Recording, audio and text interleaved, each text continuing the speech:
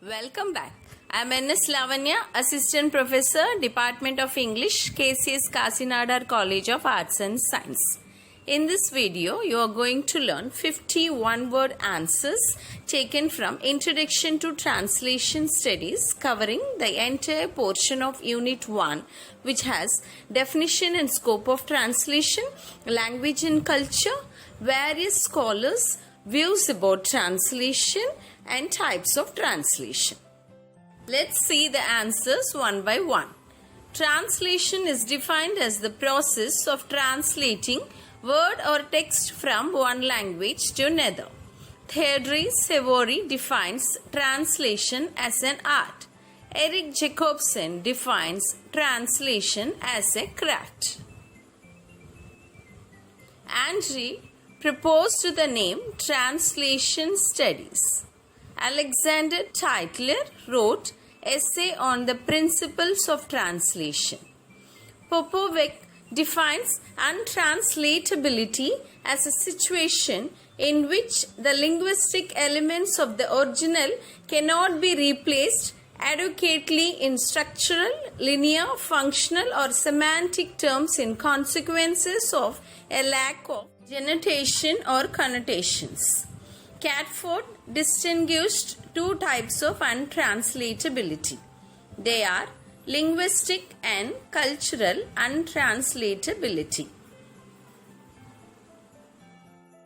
Untranslatability is a typical problem and it poses a great challenge to the translators. Idioms or cultural bound expressions. While translating idioms, substitution is made not on the basis of linguistic phrase but on the function of the idiom. The idiom, he kicked the bucket, means he is dead. There is no identical equivalent between two languages. Translator has to find the closest possible equivalent in translation. Popovic distinguishes four types of equivalences in translation. They are linguistic equivalence, paradigmatic equivalence, stylistic equivalence, textual or syntactic equivalence. Linguistic untranslatability refers to translation difficulties to find equivalent lexical items in TL. Catford stated that linguistic untranslatability is a failure to find a TL equivalent due to the difference between the SL and the TL. Cultural untranslatability refers to the translation difficulties that originate from the gap between the SL culture and the TL culture.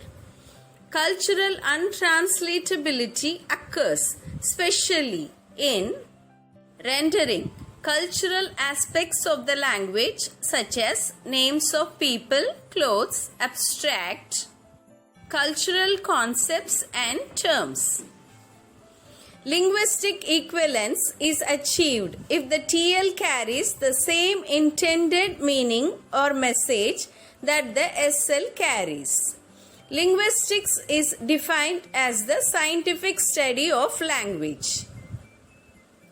Paradigmatic equivalence refers to the similarity in the grammatical structure between the SL and the TL.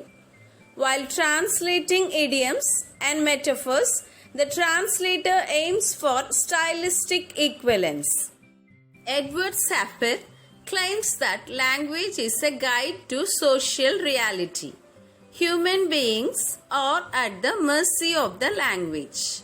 The worlds in which different societies live are distinct worlds, not merely the same world with different labels attached.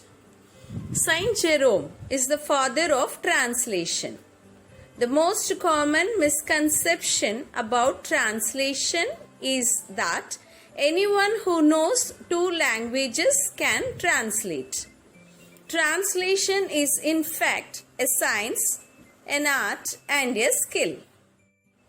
Translation is a mental activity in which a meaning of given linguistic discourse is rendered from one language to another. An assembler is a translator who used to translate assembly language to machine language.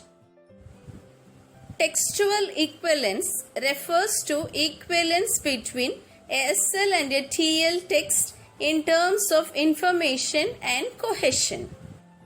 A translation equivalent is a corresponding word or expression in another language. Translation is intimately tied up with the context in which it is made. Assessment of translation is culture bound. First book on the theory of translation was published by Alexander Tytler. Susan Bassnett divides translation into 4 areas of interest. Andres says that the goal of translation studies is to produce a comprehensive theory which can be used as a guideline for the production of translation. According to Jacobson, no ideal translation is possible since there is no complete equivalence between 2 languages. Copying is the verbatim reproduction of the input. Transcription is the reduction of the input into a code. Transliteration is the rendering of the letters of the characters of one alphabet in those of another. Adaptation is a free and broad translation varying not only in words but also in sense. Adaptation is called as imitation by Dryden and transposition by Jacobson. Lotman describes literature and art as secondary modeling system.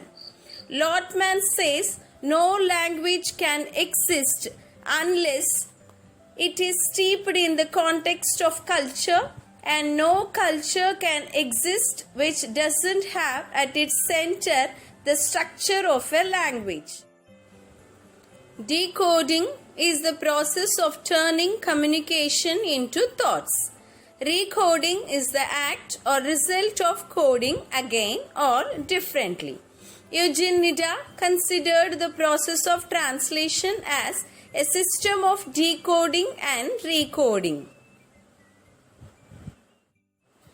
Courses in translation studies are a great way for linguists, language graduates, and translators to develop a deep understanding of the academic field and the skills to practice as a translation professional.